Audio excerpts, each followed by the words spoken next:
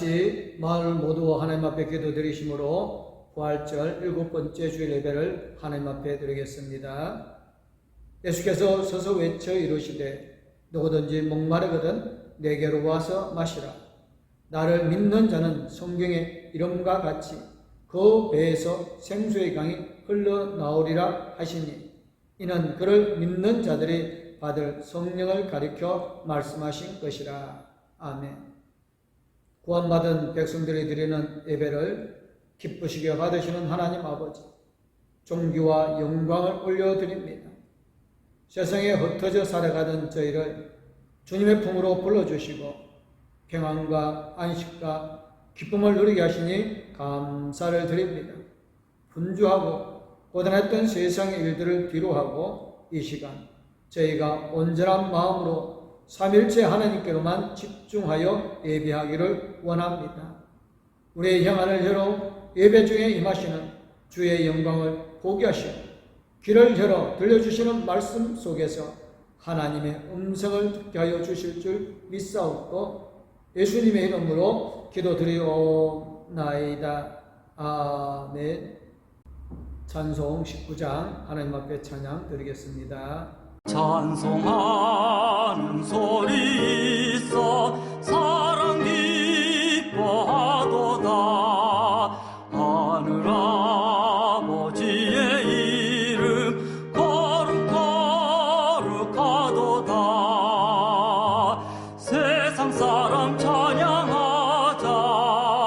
거룩하신 하나님께 할렐루야 할렐루야 할렐루야 아멘. 하나님의 나라 권세 영원토록 있도다.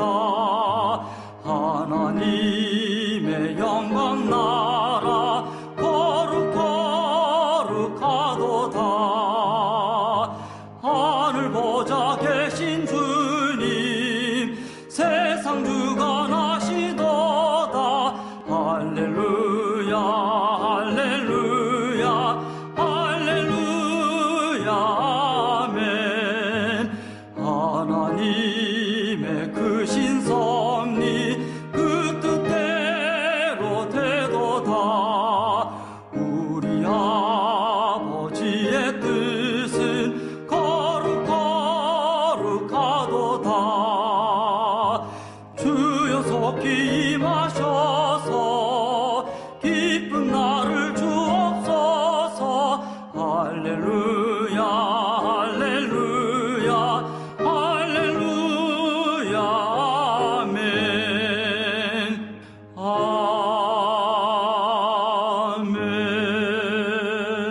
아멘.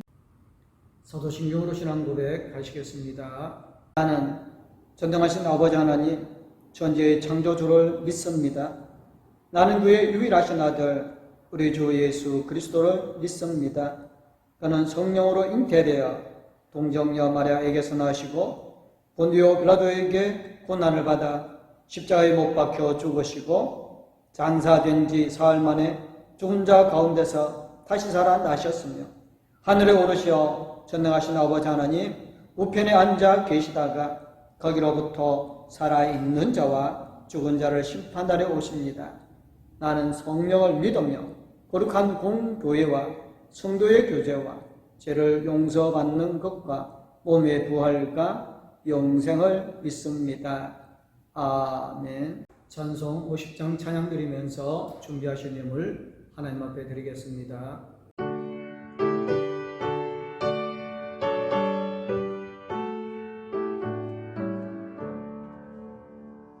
내게 있는 모든 것을 아낌없이 드리네. 사랑하고 의지하며 주만 따라 살리라. 주께 드리네 주께 드리네. 사랑하는 구주 앞에 모두 드리네.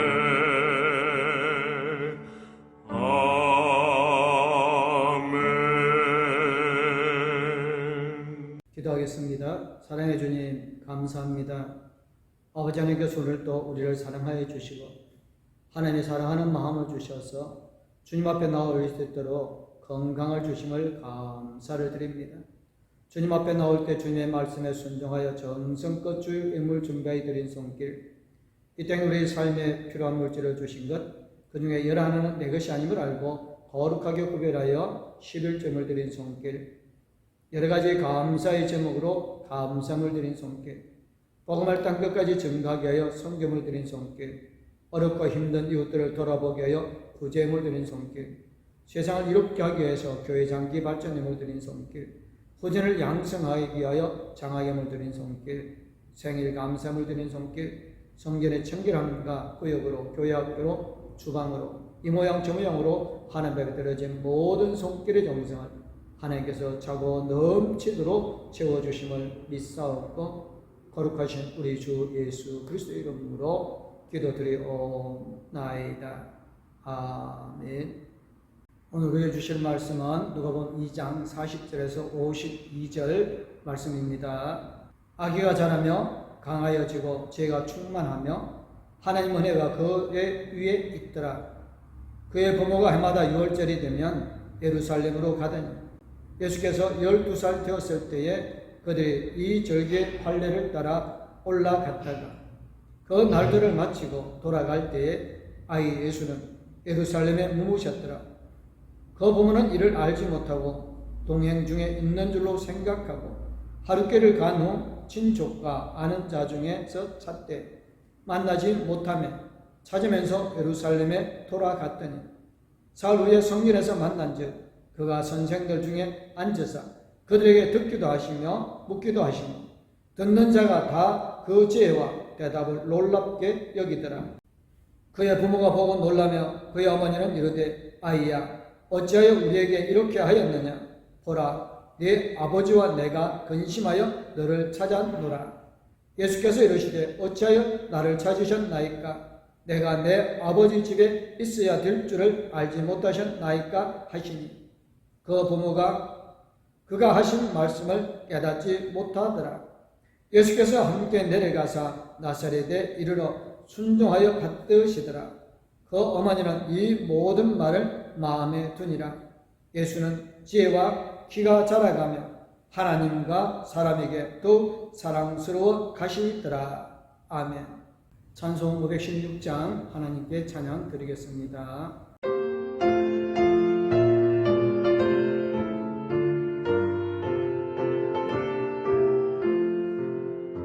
옳은 길 따르라 의의 길을 세계 만민을 찾는 길 이 길 따라서 살기를 온 세계에 전하세 만 백성이 나갈 길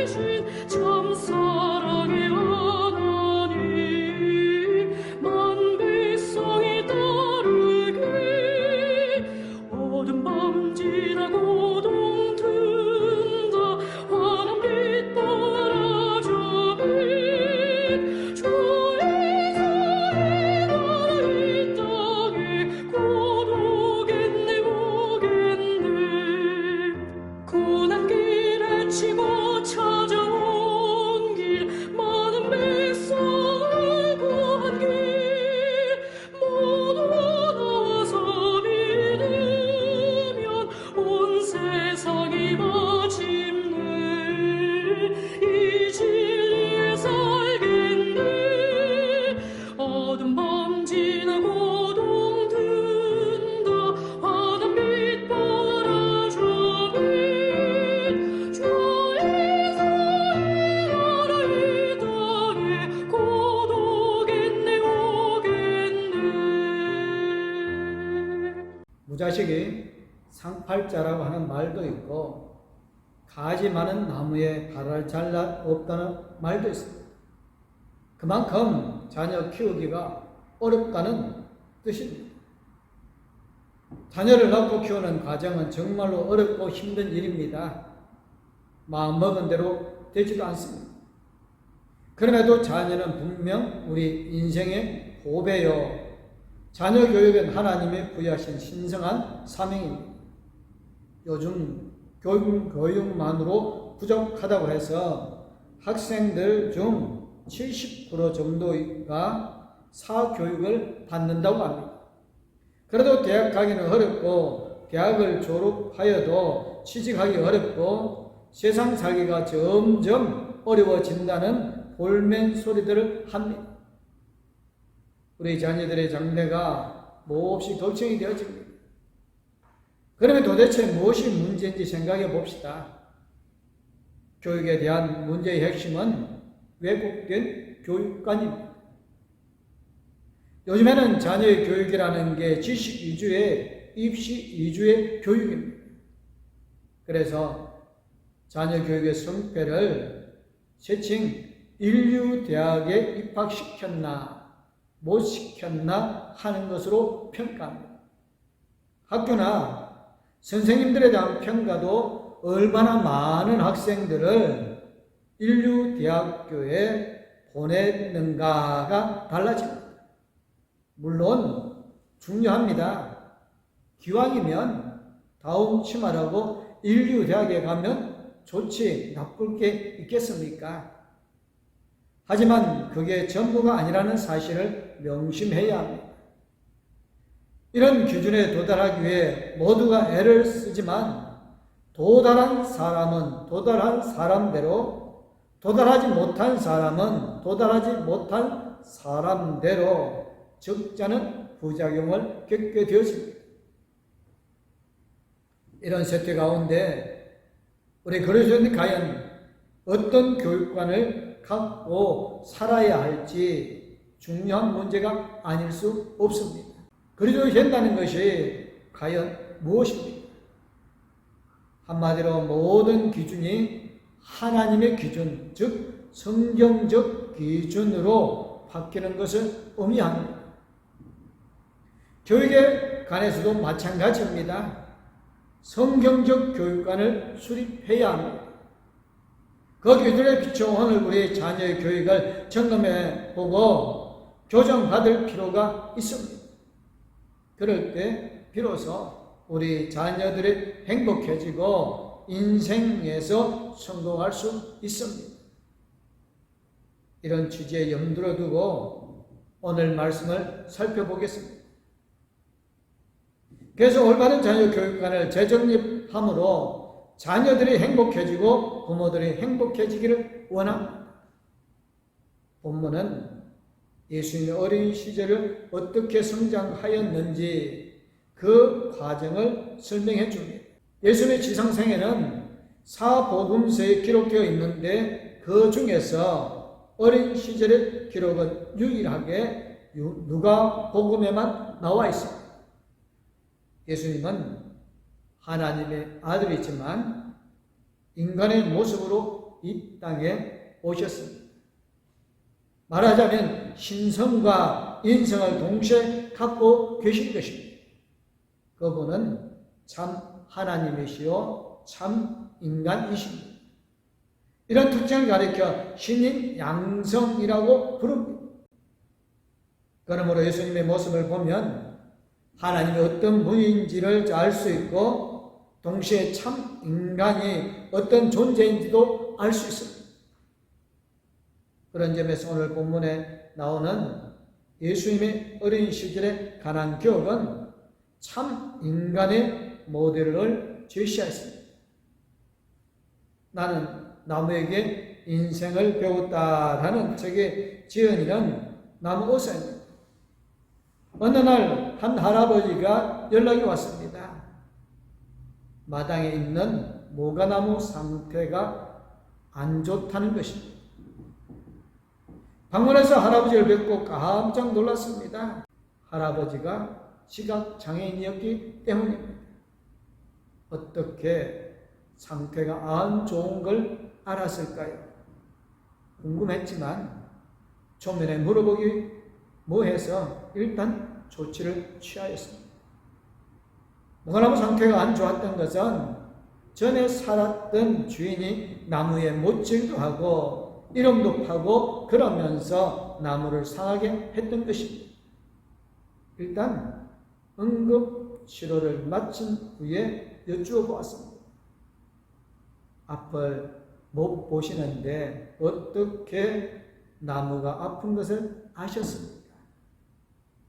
할아버지 말합니다. 그걸 왜 몰라? 관심을 가지면 다 알게 되는 거야. 그렇습니다. 안 보인다고 못 보는 게 아닙니다.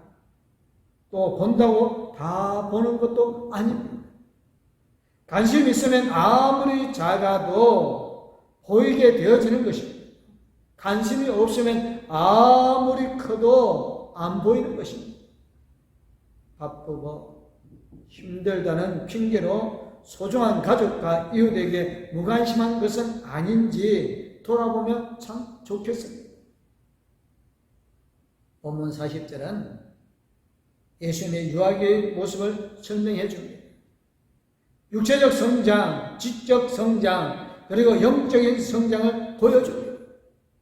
41절에서 51절은 예수님의 12살 때 부모와 함께 성전에 갔던 때의 에피소드입니다. 6월절을 지키고 귀가하는 곁에 예수님이 보이지 않았습니다. 그래서 되돌아가 보니까 아직 성전에 남아서 선생들과 토론을 벌이고 있습니다. 소년 예수의 말을 듣던 선생들이 거지에 깜짝 놀라고 있었습니다. 부모가 따로 떨어진 것을 나무라자 소년 예수는 자신이 아버지의 집에 있을 줄 몰랐느냐고 오히려 반문을 합니다. 그의 탁월한 영성을 보여줍니다. 이런 모습들은 소년 예수가 모든 면에 균형 있게 성장하고 있었음을 보여줍니다. 먼 길을 순례할 만큼 육체적으로 건강했고 탁월한 지혜를 소유했으며 사람들과 잘 어울리는 인격과 사회성을 갖추고 있었음을 알 수 있습니다. 그리고 자신이 하나님의 아들임을 인식하며 하나님 아버지와 깊은 영적 교제를 나누고 있었음을 보게 됩니다. 이 모든 것을 종합해서 다시 설명해 주는 구절이 52절입니다. 예수는 죄와 키가 자라가며 하나님과 사람에게 더욱 사랑스러워 가시더라. 육체적 성장, 지적 성장, 인격적 성장, 영적 성장 등 네 방면으로 균형 있는 성장을 이루었음을 알 수 있습니다. 여기서 우리는 성경적인 인간관과 성경적인 교육관을 배우게 되어집니다. 하나님은 창조주로서 인간 자신보다 인간을 더 잘 아십니다. 또한 하나님이 기대하시는 인간성이 있습니다. 그것을 예수님을 통하여서 보여주셨습니다. 참 교육이란 모든 인간을 이런 모습으로 성장하도록 도와주는 과정입니다. 이런 교육을 가리켜 하나님의 전인 교육이라고 부릅니다. 하나님이 인간을 창조하신 대로 모든 면에서 균형 있게 골고루 발달되어야 참 인간이 되어집니다. 그럴 때 비로소 행복한 인생이 되며 그것이 곧 성공의 올바른 기준입니다. 어느 한쪽으로 치우친 것은 참 교육이 아닙니다. 이런 면에서 보면 우리나라는 참 안타까운 상황에 처해 있습니다. 지식 위주의 교육 때문에, 아니 정확히 말하면 입시 때문에 자살하는 학생들이 많이 생깁니다. 매년 수십 명의 학생들이 목숨을 끊는다고 합니다. 과연 우리가 추구할 하나님의 전인 교육은 어떤 것인지 살펴보십시다. 간단히 말씀드리면 아래와 같은 네 방면의 성장을 도와주는 과정입니다. 첫째는 육체적 성장입니다. 인간의 생명의 본질은 영혼에 있습니다. 그러나 육체 역시 존귀한 것입니다. 하나님이 창조하신 것이고 특히 그리스도인들의 몸은 성령이 가시는 성전이기 때문입니다. 너희 몸은 너희가 하나님께로부터 받은 바 너희 가운데 계신 성령의 전인 줄을 알지 못하느냐. 너희는 너희 자신의 것이 아니라고 고린도전서 6장 19절에서 말씀합니다. 그러므로 육체를 최대한 튼튼하게 하고 건강을 잘 가게 하는 게 중요합니다. 더불어 육체적 순결을 지키는 것도 중요합니다. 아무리 공부를 잘하고 여러 가지 재능을 갖췄대도 만일 육체가 건강하지 못하면 괴로울 수밖에 없습니다. 우리는 부모로서 자녀의 육체적 성장에 세심한 관심을 기울여야 합니다. 둘째는 지적 성장입니다. 많은 사람들이 지식 위주의 교육을 추구합니다. 그러나 이게 교육의 전부가 아님을 알아야 합니다. 세상의 지식이나 학문은 무조건 열심히 공부한다고 지성이 개발되는 것도 아닙니다. 왜 그렇습니까? 학문이나 지식은 인간과 세계, 우주 만물에 관한 내용을 담고 있습니다. 그런데 창조주 하나님을 주의해놓고 아무리 열심히 공부한다 한들 그것이 제대로 된 지식이겠습니까? 절름발이 지식에 불과합니다. 잠언 1장 7절의 말씀대로 여호와를 경외하는 것이 지식의 근본입니다. 그러므로 성경을 공부해야 합니다. 우리 자녀들에게 세상의 지식이나 학문 이전에 성경을 가르쳐야 합니다. 성경은 하나님의 말씀입니다. 성경을 읽을 때 지혜가 터집니다. 지식이 많아도 하나님이 주시는 지혜가 부족하면 죽은 지식이 되고 인생 유익에 쓸 수가 없습니다. 그리고 성경을 암송할 때 지성이 잘 연관됩니다. 그 증거가 유대인들 아닙니까?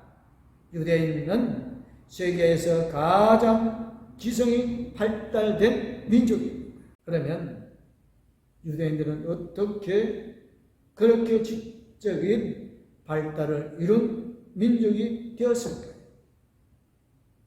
학자들에 의하면 선천적인 결과가 아니라는 것입니다. 두뇌 자체가 좋아서 그런 게 아니라 다분히 후천적인 노력의 결과입니다. 유대인들은 자녀들이 아주 어릴 때 그때부터 율법을 가르칩니다. 얼마나 철저하게 하면 아이가 겨우 사물을 풍랑할 무렵에 성경책을 주고 그 표지에 꿀을 발라놓습니다. 그러면 아이가 성경책을 가까이 하게 됩니다. 그리고 아이가 알아듣든 그렇지 못하든 성경을 읽어줍니다. 커가면서 말씀을 공부하고 암송하고 실천하다 보면 지성이 개발될 수밖에 없습니다. 어느 한 교교신문에 어느 여학생의 기사가 실렸습니다. 전국 성경고사 대회가 있는데 평소 교회학교의 공과 내용을 토대로 노예대회를 치르고 거기서 선발된 대표들이 전국적으로 모여서 성경 고사를 치릅니다. 그런데 이 여학생은 초등학교 1학년 때부터 고3 될 때까지 12년간 연속으로 참가하면서 성경 공부를 했다고 합니다. 이 학생이 서울대에 당당히 합격을 하자 기자가 찾아갔습니다. 성경고사 준비가 입시 준비에 방해가 되지 않았는지 물었더니 오히려 도움이 되었다고 대답했습니다. 성경고사를 준비하면서 암기력, 집중력, 지구력 등이 향상되었고 특히 암송했던 성경 요절들이 힘겨운 수험 생활에 큰 힘이 되었다는 것입니다. 우리 자녀들에게 여러 가지 공부를 많이 시키시되 그 중심에 성경 교육이 있어야 함을 깨닫게 되어집니다.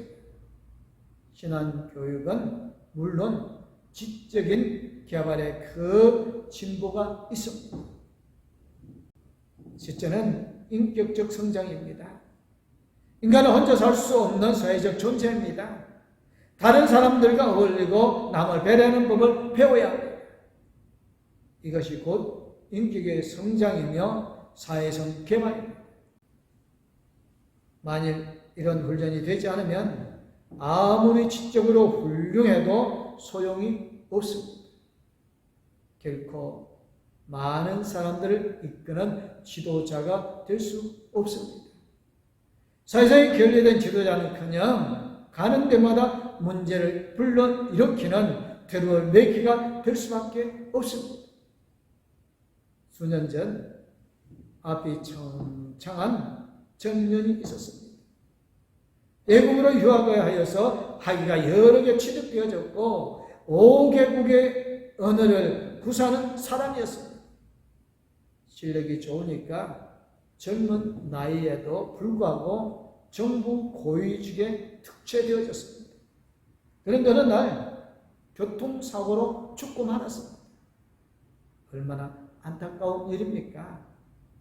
더욱 황당한 것은 무단횡단하다가 그렇게 되었다는 것입니다. 정해진 횡단보도를 건너고 빨간 신호에 멈추는 것은 유치원 때 다 배운 것입니다. 아직 기본적인 사회 질서를 지키지 않아서 젊은 엘리트가 귀중한 목숨을 잃고 인생을 접고 만 것입니다. 성경은 우리에게 수직적인 하나님을 사랑하면서 동시에 수평적인 다른 사람을 사랑해야 한다고 마태복음 22장 37절에서 40절에 말씀합니다. 항상 다른 사람을 배려하고 사회 전체를 생각하는 태도가 중요합니다. 어려서부터 그런 태도를 길러주는 것은 매우 중요한 교육입니다. 그런데 또한 성공하는 인생이 될 수 있습니다. 넷째는 영적 성장입니다. 인간은 육체만 갖고 있지 않습니다. 영혼이 중요합니다. 영혼으로 하나님을 만나고 영원히 하나님을 만나야 영생을 얻고 천국에 갈 수 있습니다. 아무리 출세도 구원받지 못하면 아무것도 아닙니다. 영생을 얻지 못한 사람이 대통령이면 뭐하고 재벌회장이면 뭐합니까? 예수님께서 분명히 말씀하셨습니다. 사람이 만일 온 천하를 얻고도 제 목숨을 잃으면 무엇이 유익하리요? 사람이 무엇을 주고 제 목숨과 바꾸겠느냐고 마태복음 16절 26절에서 말합니다. 자녀들을 인류로 키우고 싶으십니까? 그렇다면 하나님이 인정하시는 진짜 인류를 추구하여야 합니다. 세상의 인류는 별것 아닙니다. 인류라도 신앙이 빠지면 삼류보다 못한 가짜 인류가 되어집니다. 반대로 비록 세상의 삼류라도 신앙이 겸비되면 세상의 인류보다 훨씬 낫습니다.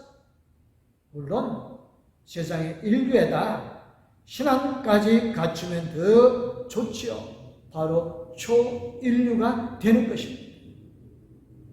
부모의 역할은 자녀들에게 신앙을 심어주는 일입니다.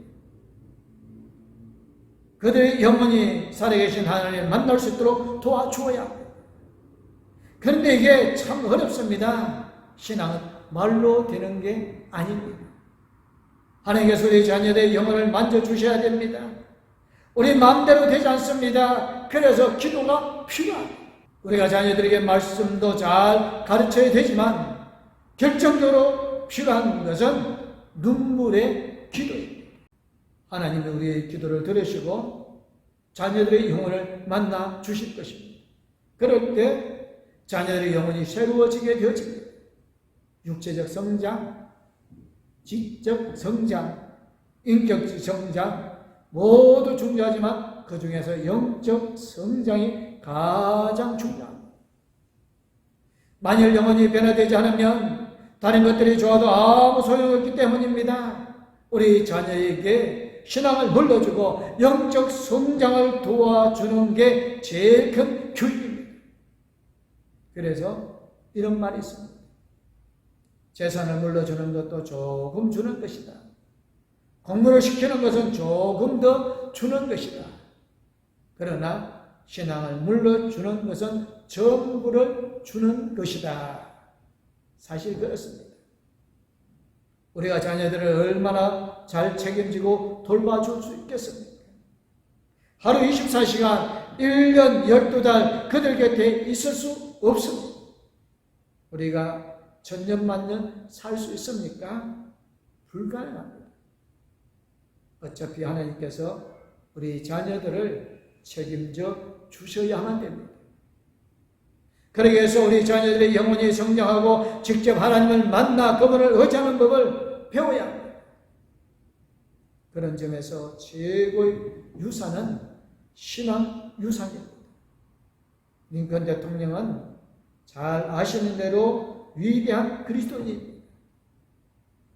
그의 생애를 연구한 정기 작가는 이렇게 말합니다.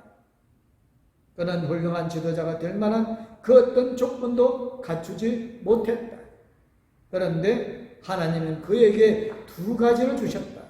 하나는 가난이고 다른 하나는 신앙의 어머니였다. 한 번은 링컨이 가장 절친한 친구 빌리 헌터에게 이런 편지를 보냈다고 합니다. 나는 하늘에서 그를 잘 모를 때부터 어머니가 성경을 읽어주는 소리를 들으며 자랐다네. 지금도 내 마음 속에는 통나무 집에서 어머니가 성경을 읽고 기도하는 소리가 들리고 있네. 오늘 내게 속한 모든 것은 천사 같은 내 어머니께서 물려주신 것이라네. 지금 우리의 모습은 어떻습니까? 하나님의 기준으로 볼 때 온전한 모습입니까? 우리 자녀들은 어떻습니까? 하나님의 전인 교육을 양육하고 있습니까? 오늘 말씀을 마음속에 깊이 새기면서 우리 자신이 먼저 하나님의 기준에 합당한 인생이 되면 참 좋겠습니다. 그리고 우리 자녀들을 하나님의 전인 교육으로 아름답게 세워가기를 원합니다. 그래서 우리 자녀들이 행복한 인생으로 하나님의 영광을 위해 존귀한 인생으로 계속 성장해 나아갈 수 있기를 주님의 이름으로 축복합니다. 기도하겠습니다. 사랑하는 하나님 아버지 감사드립니다. 예수님께서 사람의 기도 잘하고 제도 잘함으로 많은 사람에게 사랑받았던 것처럼 우리 사랑하는 자녀들이 이 세상을 살아가면서 아버지 하나님의 말씀으로 영적 성장함을 통하여 세상을 살아갈 때 많은 사람에게 사랑받으며 많은 사람을 사랑하게 하여 주옵소서. 우리 사랑하는 자들 믿음 위에 굳게 세워지게 하여 주심을 믿사옵고 거룩하신 우리 주 예수 그리스도 이름으로 기도드리옵나이다. 아멘. 이제는 우리를 죄와 사망에서 건져 권하여 주신 우리 주 예수 그리스도는 영원토록 우리와 함께 해주시는 하나님 아버지 그 큰 사랑, 우리 나아갈 길을 인도해 주시고 동행하여 주실 성령님의 감화 감동 위로 교통 충만하시며 하나님의 거룩한 자녀를 믿음으로 양육하기로 원하는 봉독교회 모든 성도님들과 가족들 위해 이제부터 영원토록 함께하옵기를 간절히 축원하옵나이다. 아멘. 하나님 이 가정을 축복하소서. 하늘에 신령한 복으로